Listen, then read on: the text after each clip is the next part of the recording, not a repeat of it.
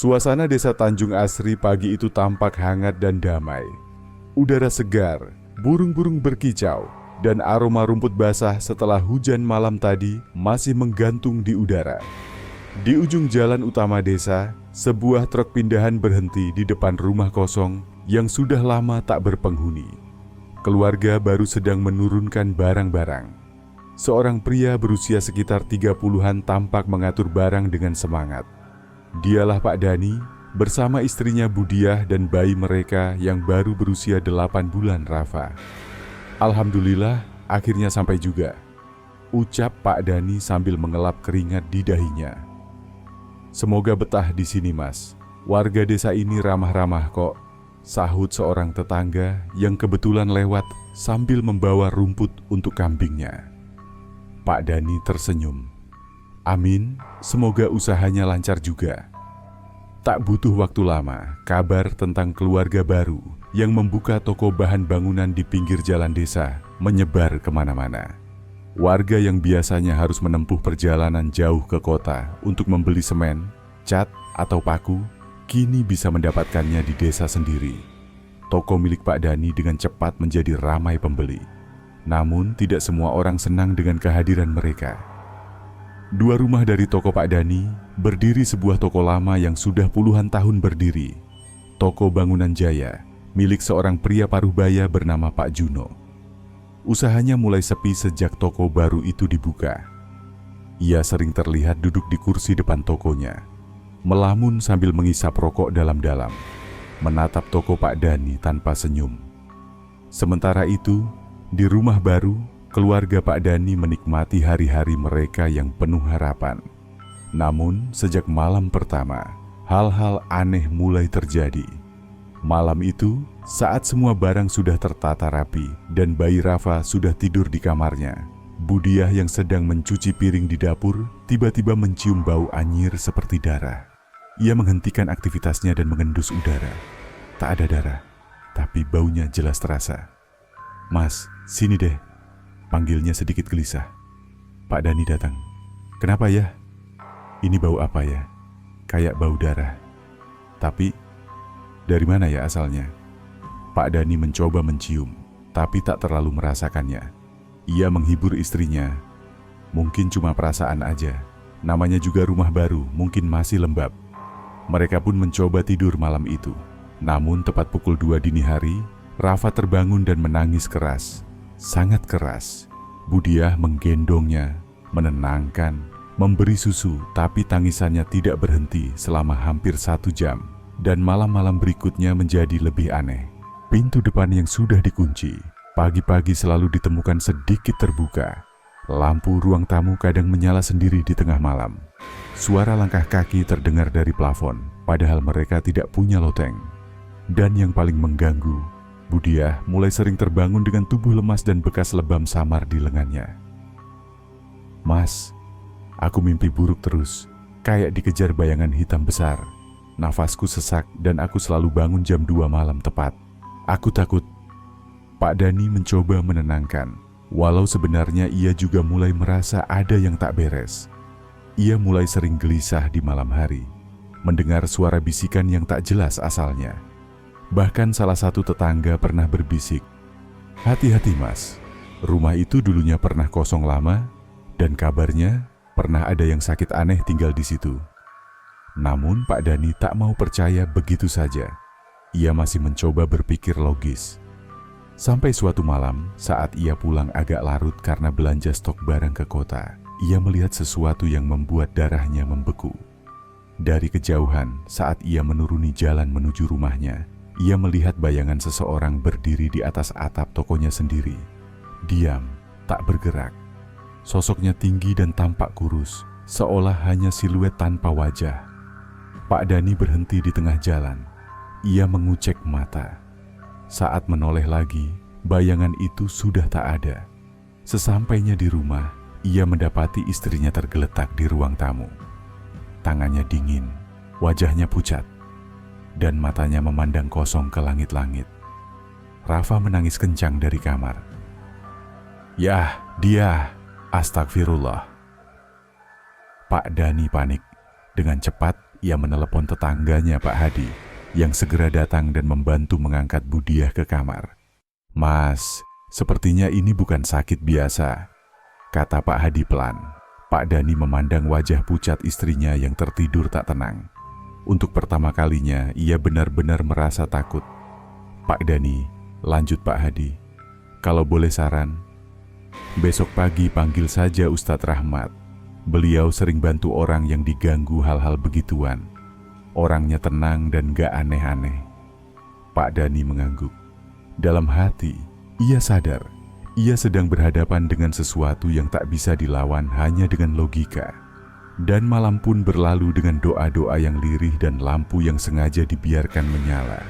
Pak Dani duduk di sudut ruang tamu. Matanya tak bisa terpejam sedikit pun. Ia sesekali menoleh ke arah kamar, memastikan istrinya masih bernafas dengan normal. Di pangkuannya, Al-Quran kecil pemberian ibunya sewaktu masih kuliah dulu. Entah sudah berapa kali ia membacanya malam ini, lebih karena takut daripada tenang. Pukul 3 dini hari. Tiba-tiba lampu ruang tamu berkedip pelan. Pak Dani menegakkan tubuhnya. Dadanya langsung berdegup lebih kencang. Sinar lampu yang tadinya terang kini meredup, lalu mati total. Rumah jadi gelap gulita. Angin dingin tiba-tiba terasa berhembus dari arah dapur, padahal semua jendela dan pintu sudah dikunci rapat. Lalu, ada suara ketukan pelan. Tok, tok, tok. Pak Dani menahan nafas. Ketukan itu datang dari dalam lemari dapur. Tidak masuk akal. Ia mendekat perlahan, tubuhnya gemetar. Dan saat ia berdiri di depan lemari itu, suara ketukan berhenti. Sunyi, hanya suara napasnya sendiri. Tanpa sadar ia membaca pelan, "A'udzubillahi minasyaitonir rajim." Lampu tiba-tiba menyala kembali. Pak Dani langsung melangkah mundur, wajahnya pucat. Ia kembali ke ruang tamu, duduk lalu menangis diam-diam. Ini bukan halusinasi, ini nyata. Pagi harinya sebelum matahari sepenuhnya naik, Pak Dani menghubungi Pak Hadi dan minta diantar ke rumah Ustadz Rahmat. Rumah Ustadz itu tidak besar, tapi tampak bersih dan damai. Di teras, terlihat sosok lelaki berjanggut rapi, mengenakan gamis dan peci putih, sedang menyiram tanaman sambil tersenyum. "Assalamualaikum Ustadz," sapa Pak Dani dengan suara lemah. "Waalaikumsalam warahmatullah," jawab Ustadz Rahmat menoleh dengan tenang. "Silakan masuk Mas Dani, saya sudah tahu Mas akan datang." Pak Dani kaget. "Ustadz, kok bisa tahu saya mau ke sini?" "Saya mimpi tadi malam. Ada sosok gelap berdiri di atas atap rumah orang, lalu berubah jadi asap dan mengendap di sekitar anak kecil yang sedang menangis. Saya tahu itu pertanda gangguan. Lalu saya melihat wajah sampean." Pak Dani tercekat. Ia duduk, menunduk, lalu menceritakan semua kejadian aneh yang dialaminya. Dari malam pertama hingga peristiwa lampu padam dan suara dari lemari. Ustadz Rahmat mendengarkan dengan tenang, sesekali mengangguk pelan. "Ini bukan gangguan biasa," ucapnya akhirnya. "Ada yang mengirim, tapi tenang Mas Dani. Insya Allah semua bisa dihadapi. Syaratnya jangan panik, jangan putus zikir, dan jangan biarkan rumah ini kosong dari doa." Siang itu juga, Ustadz Rahmat datang ke rumah Pak Dani. Langkahnya tenang, tapi setiap sudut rumah yang ia lewati seperti bergetar halus. Ia memeriksa kamar demi kamar. Saat tiba di dapur, ia berhenti lama. "Di sini, ini pusatnya," gumamnya. "Tempat masuknya energi negatif." Ia meminta seember air bersih, lalu membacakan doa dan ayat-ayat ruqyah. Air itu dipercikkan ke sudut-sudut rumah. Lalu ia meminta semua penghuni rumah, termasuk Budiah yang masih tampak lemas, untuk duduk bersama dan membaca surat Al-Baqarah. Saat doa berlangsung, udara di dalam rumah mendadak terasa lebih berat. Bau amis pelan-pelan tercium lagi, lebih kuat dari sebelumnya. Rafa menangis keras tanpa sebab, sementara jendela ruang tamu mendadak terbuka sendiri. Ustadz Rahmat terus membaca ayat-ayat suci dengan suara pelan tapi tegas. "Bismillah, la yukallifullahu nafsan illa wus'aha." Tiba-tiba, Terdengar suara bisikan panjang, seperti seseorang sedang membaca mantra dari arah belakang rumah. Pak Dani berdiri kaget. "Itu suara apa, Ustadz?" "Jangan bergerak, itu hanya gangguan untuk menakuti. Jangan ditanggapi," jawab Ustadz Rahmat. Lalu ia menutup mata dan berdoa lebih dalam. Suara bisikan perlahan menghilang, berganti dengan suara gemerisik di atap, seperti ada yang berlari-lari cepat. Lalu, hening. Rumah kembali tenang. Ustadz Rahmat menghela napas panjang. Ini belum selesai, tapi alhamdulillah, untuk hari ini kekuatannya melemah. Pak Dani mengangguk pelan. "Siapa yang ngelakuin ini, Ustadz? Kenapa keluarga saya diganggu?" Ustadz Rahmat menatapnya lama. "Belum pasti, tapi biasanya kalau ada gangguan sebesar ini, pasti ada niat jahat dari orang yang dekat. Entah karena iri atau dendam. Besok saya akan datang lagi. Kita lanjutkan ikhtiarnya." Pak Dani hanya bisa mengangguk. Di sudut hatinya mulai muncul kecurigaan.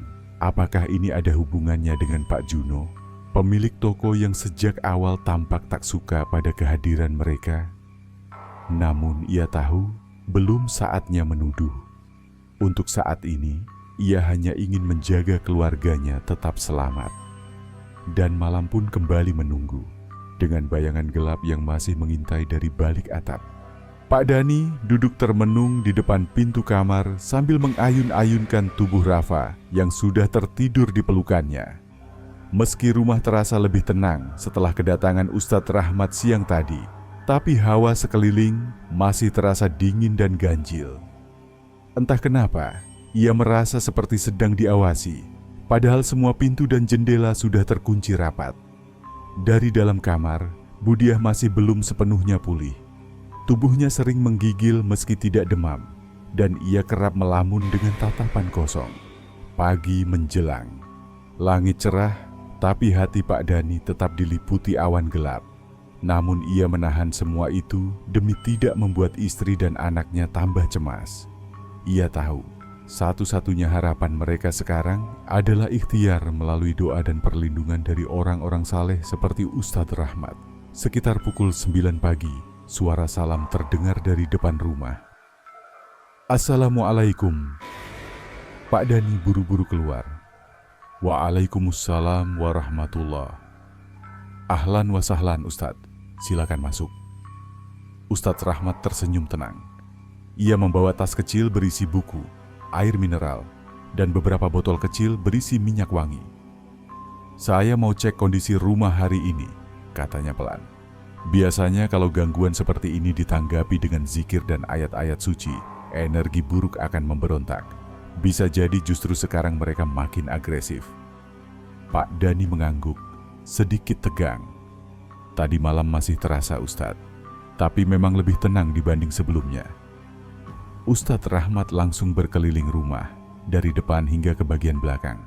Ia berhenti cukup lama di dekat dapur, lalu kembali ke ruang tamu dan meminta semua anggota keluarga duduk bersama.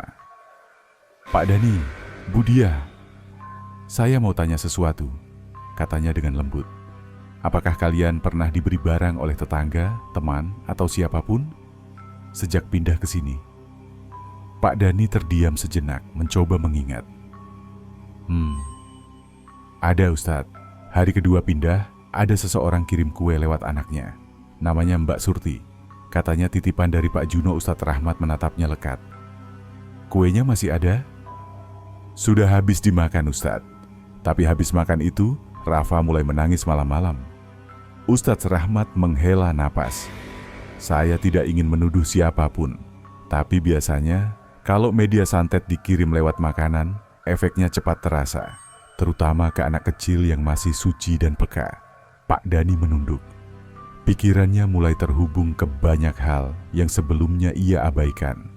Tatapan dingin Pak Juno, ucapan tetangga yang mengisyaratkan kecemburuan, dan gangguan-gangguan aneh sejak malam pertama mereka menempati rumah ini. Bisa jadi, ini dari dia?" bisik Pak Dani. "Kita belum tahu pasti," jawab Ustadz Rahmat. "Yang penting sekarang kita ikhtiarkan perlindungan. Malam ini, saya minta izin untuk bermalam di sini. Kita lakukan zikir bersama dan saya akan memasang pagar doa di setiap sudut rumah. Pak Dani langsung mengiyakan. Malam pun datang kembali, kali ini dengan udara yang lebih dingin dari biasanya. Rumah sudah bersih, diberi air ruqyah di setiap sudut. Semua lampu dinyalakan. Ustadz Rahmat memimpin zikir dengan suara lembut namun dalam. Ayat-ayat suci mengalun pelan dari ruang tengah, menyelimuti rumah dengan aura ketenangan. Namun tepat pukul 12 malam, suasana berubah drastis. Angin masuk dari ventilasi, membuat tirai kamar melambai sendiri meski tak ada jendela yang terbuka. Lampu di dapur berkedip-kedip.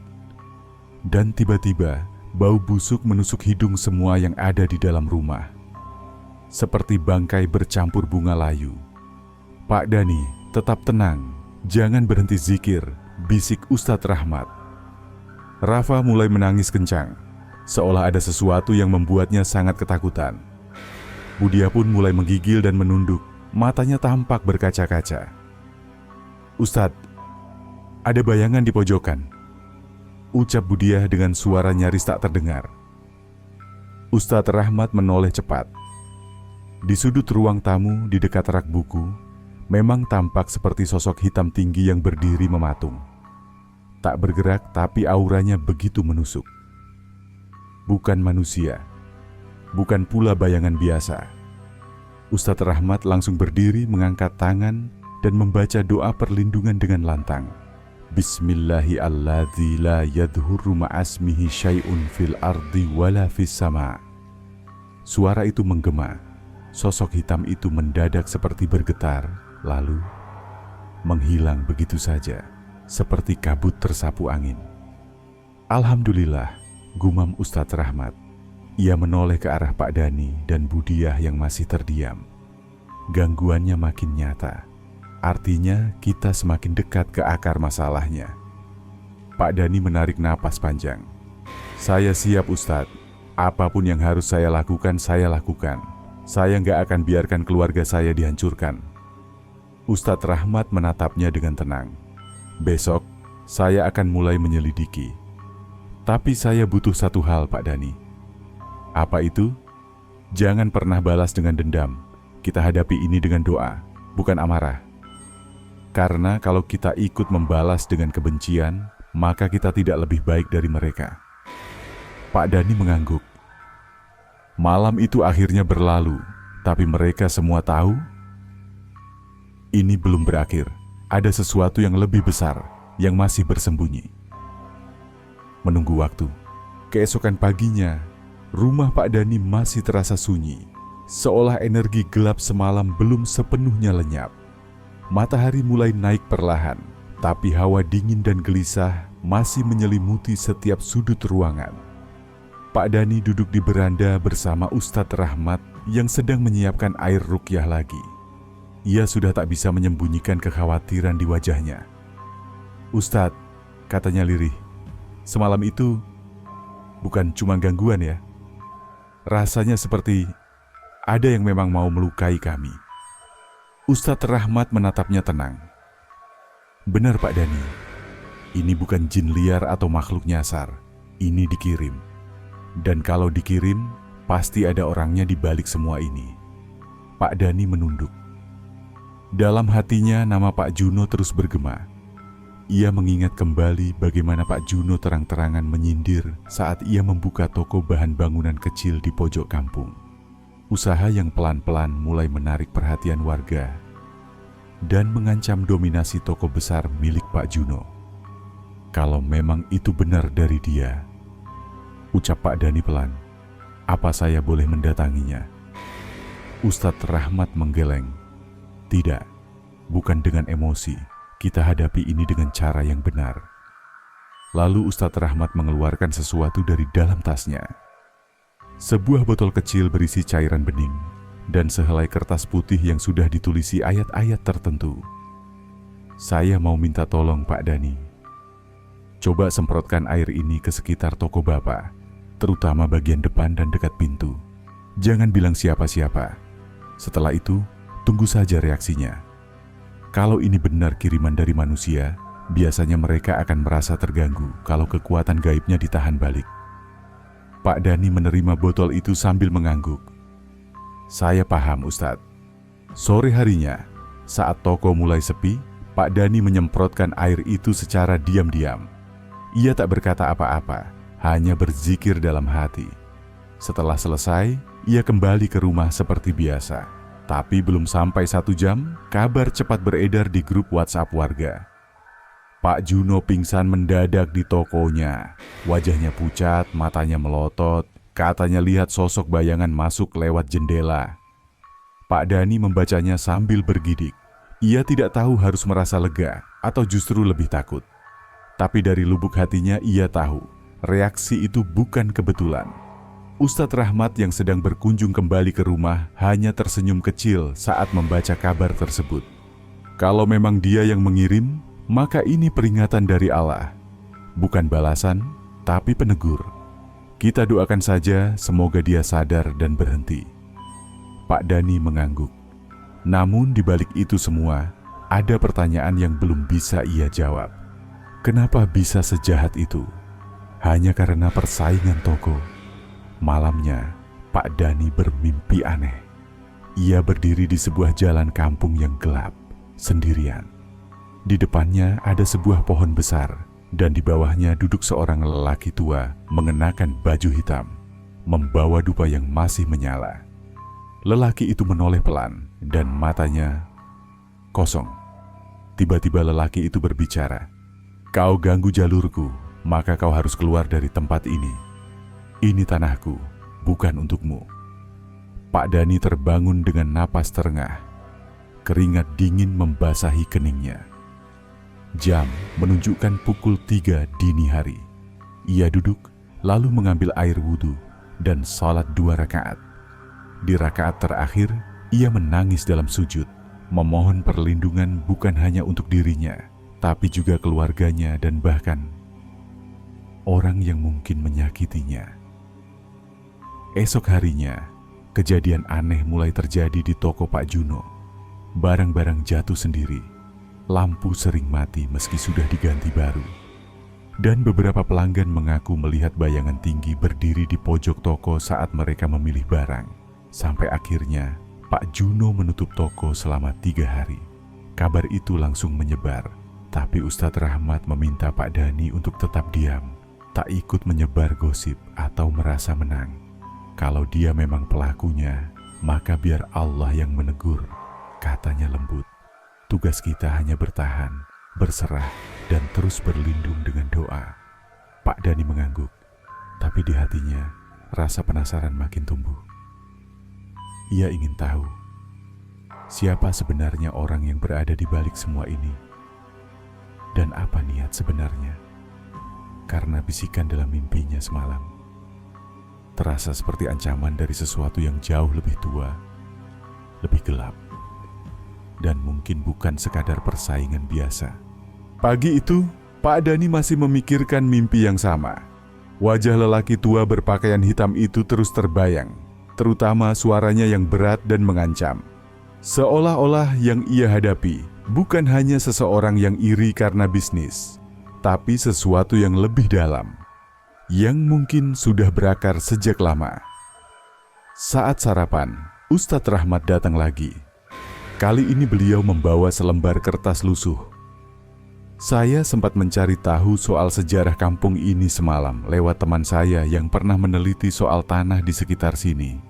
Ada hal aneh yang mungkin terkait, ucapnya sambil membuka kertas itu di meja makan. Pak Dani dan Budiah langsung memperhatikan. Di kertas itu tampak peta sederhana kawasan kampung, dengan beberapa coretan tangan dan catatan kecil. Di sini, kata Ustadz Rahmat sambil menunjuk ke pojok yang kini menjadi lokasi toko Pak Juno. Dulu pernah berdiri sebuah balai tua, tempat berkumpulnya orang-orang tertentu. Mereka bukan orang sembarangan. Katanya, zaman dulu, ini tempat semedi dan belajar ilmu-ilmu yang tidak biasa. Pak Dani tercengang. Maksudnya, ilmu hitam, Ustadz? Ustadz Rahmat hanya mengangguk pelan. Tempat itu pernah ditutup paksa oleh tokoh agama waktu itu karena dianggap menyesatkan. Tapi jejak energinya tetap ada. Apalagi kalau ada orang yang sengaja membuka jalurnya kembali. Dan toko Pak Juno berdiri di atas tanah itu, tanya Budiah mulai merinding. Ya, dan kalau saya tebak, bisa jadi seseorang sengaja memanfaatkan bekas jalur lama itu untuk memperkuat kirimannya. Pak Dani bergidik. Ia teringat dengan beberapa kali mendengar pelanggan bilang toko Pak Juno adem tapi bikin pusing, atau sering ada suara aneh dari atapnya. Kalau memang betul begitu, Ustadz, apa yang harus saya lakukan? Ustadz Rahmat menatapnya dalam. Kita tidak bisa melawan hal seperti ini dengan kekuatan biasa, tapi ada satu hal yang mungkin bisa menghentikannya.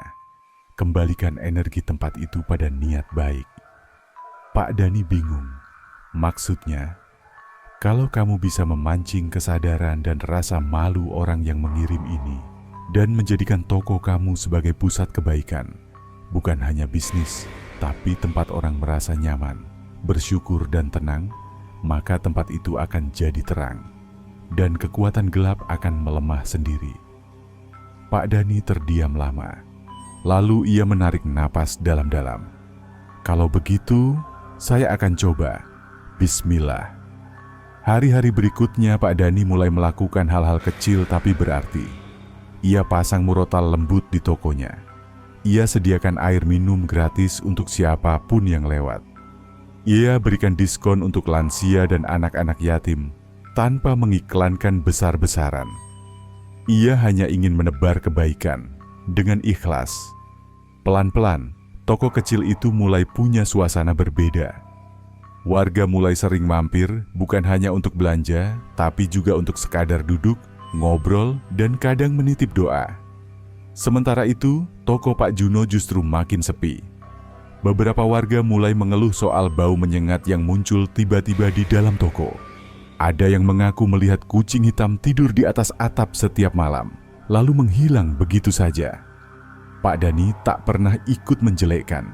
Ia hanya tersenyum saat ditanya dan menjawab, "Doakan saja, semoga semua kembali baik." Namun malam ketiga setelah semua perubahan itu, gangguan kembali datang. Kali ini bukan dari luar, tapi dari dalam rumah sendiri. Rafa kembali demam tinggi dan terus mengigau, menyebut-nyebut nama yang tidak pernah diajarkan siapapun. Abi, lelaki tua itu, berdiri di dekat jendela. Pak Dani langsung bangun dan memeriksa. Tidak ada siapa-siapa di luar, hanya gelap dan suara jangkrik. Tapi hawa aneh kembali terasa. Seolah ada sesuatu yang menolak perubahan, sesuatu yang tidak suka kekuatan positif mulai tumbuh di rumah mereka. Ustadz Rahmat yang dipanggil langsung, malam itu berkata tegas, "Ini reaksi terakhir. Kalau kita tetap bertahan, insya Allah ini akan segera berakhir. Tapi kalau kita takut, mereka akan semakin kuat." Pak Dani mengangguk mantap. Ia tahu, malam ini ia tidak boleh goyah. Ia sudah berada di tengah medan perang. Bukan perang fisik, tapi perang keyakinan. Dan hanya satu yang bisa menang, yang paling kuat keyakinannya. Di tengah malam saat semua kembali hening, Pak Dani kembali bermimpi. Kali ini ia tidak berdiri di jalan gelap seperti sebelumnya, tapi ia duduk di dalam tokonya sendiri yang penuh cahaya. Lelaki tua berpakaian hitam itu muncul lagi, tapi wajahnya kini mulai retak seperti topeng yang rapuh. Suara itu kembali terdengar, tapi lebih lirih, lebih lemah. "Kenapa kau tidak takut?" Pak Dani tersenyum dalam mimpi itu. Ia menjawab perlahan, "Karena saya hanya takut pada Tuhan saya." Tiba-tiba, lelaki itu berteriak, dan tubuhnya hancur menjadi debu tertiup angin. Pak Dani terbangun dengan air mata mengalir. Mungkin ini belum akhir, tapi ia yakin kemenangan sudah semakin dekat. Pagi itu, suasana di toko Pak Dani terasa berbeda. Matahari terasa lebih hangat, dan untuk pertama kalinya dalam beberapa minggu terakhir, tidak ada rasa berat atau gelisah saat membuka pintu tokonya. Bahkan Rafa sudah mulai ceria dan berceloteh seperti biasa. Namun jauh di dalam hati, Pak Dani tetap waspada, karena ia tahu seringkali yang paling tenang justru menyembunyikan badai. Sekitar jam 9 pagi, seseorang datang. Tak disangka, itu adalah istri Pak Juno, Bu Erna. Wajahnya tampak cemas, tapi sopan. Ia berdiri di depan toko Pak Dani sambil membawa sebuah kantong plastik berisi makanan kecil. "Pak Dani, maaf kalau saya mengganggu. Boleh bicara sebentar?" Pak Dani mempersilakan. Mereka duduk di pojok toko, agak jauh dari pelanggan yang sedang memilih barang. "Saya nggak tahu harus bicara ke siapa lagi, tapi ada sesuatu yang perlu saya sampaikan," ujar Bu Erna menunduk. Pak Dani menatapnya lembut. "Silakan Bu, saya dengarkan." Bu Erna menarik napas panjang. "Sejak 2 minggu lalu, suami saya berubah, Pak. Ia jadi sering marah sendiri, tidur tidak tenang, bahkan pernah bicara sendiri tengah malam. Saya sempat dengar dia menyebut nama Ustadz Rahmat dan nama Bapak." Pak Dani terdiam, tapi tidak terkejut. "Saya curiga dia melakukan sesuatu yang tidak baik," lanjut Bu Erna dengan suara gemetar.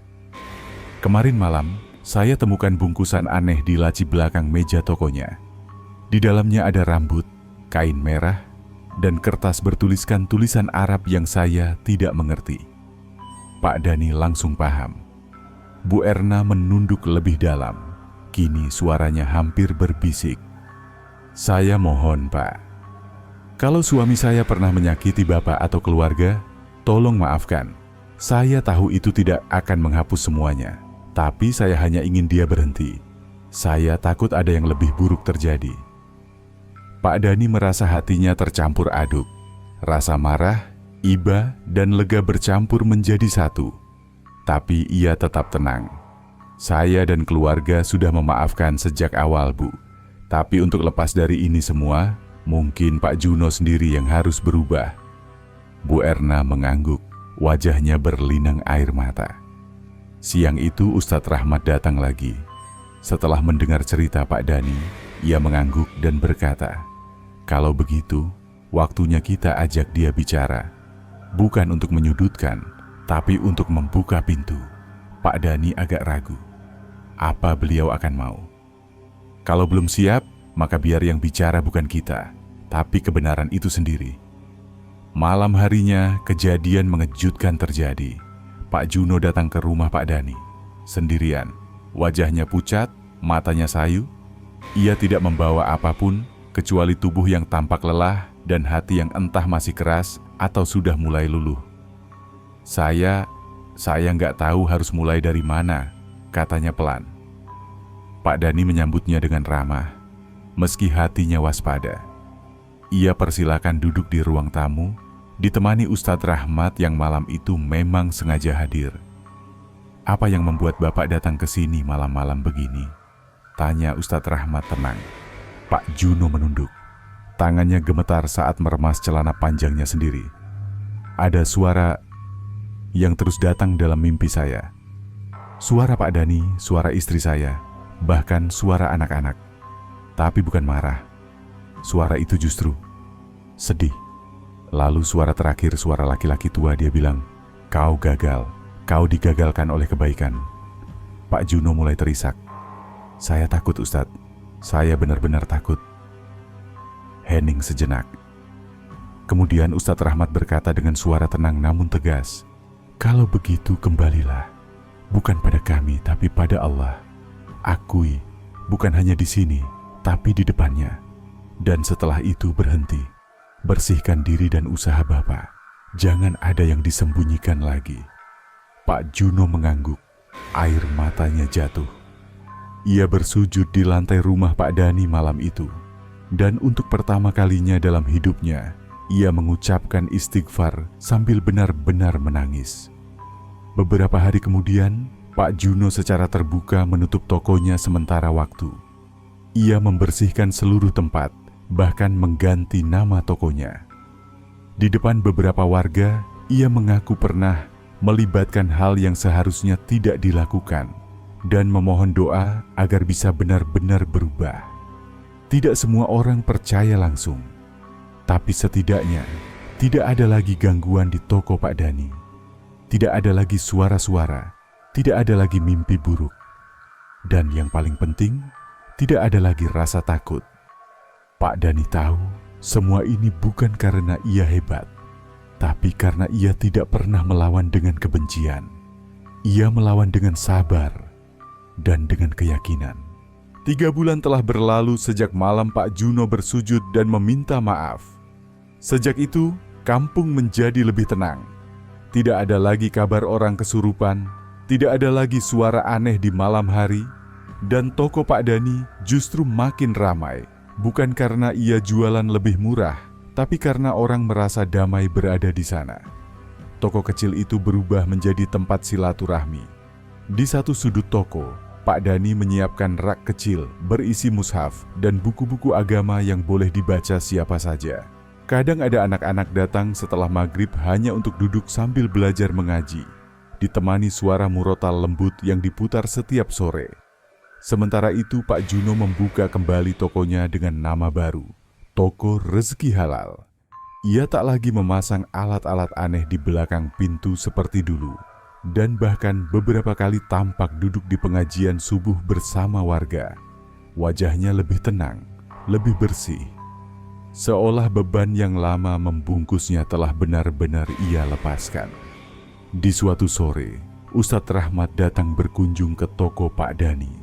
Seperti biasa, beliau mengambil segelas air dan duduk di pojok ruangan. Wajahnya tersenyum hangat. Allah sudah bukakan jalan, tinggal bagaimana kita terus menjaga langkah, katanya sambil menatap keluar jendela. Pak Dani mengangguk. Saya hanya ingin terus berada di jalan yang benar, Ustadz. Kalau ada rezeki, semoga itu barokah. Kalau ada ujian, semoga itu penghapus dosa. Ustadz Rahmat tersenyum.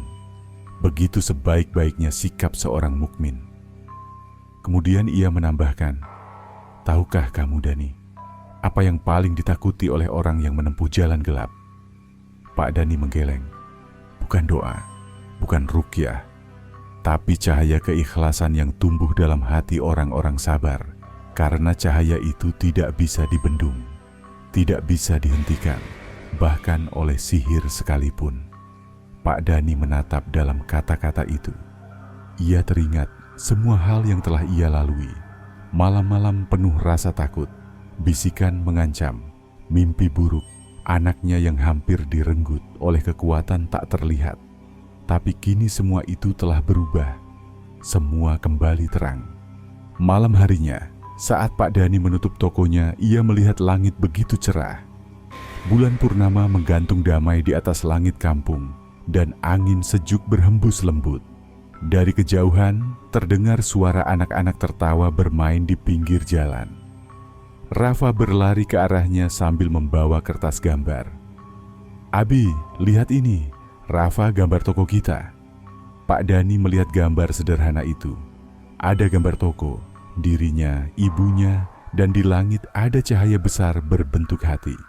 Di samping toko, Rafa menggambar seseorang dengan jubah putih dan janggut. Ini Ustadz Rahmat, katanya polos. Pak Dani tersenyum dan mengusap kepala anaknya. Bagus sekali. Insya Allah, toko kita akan terus seperti ini ya, nak. Jadi tempat yang penuh berkah. Rafa mengangguk mantap. Iya Abi, Rafa bantu doain juga.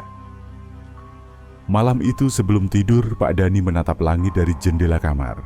Tak ada rasa takut lagi, hanya ada rasa syukur.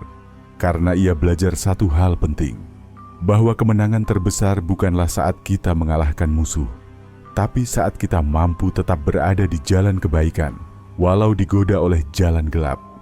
Dan jalan itu, kini telah ia pilih sepenuh hati. Tamat.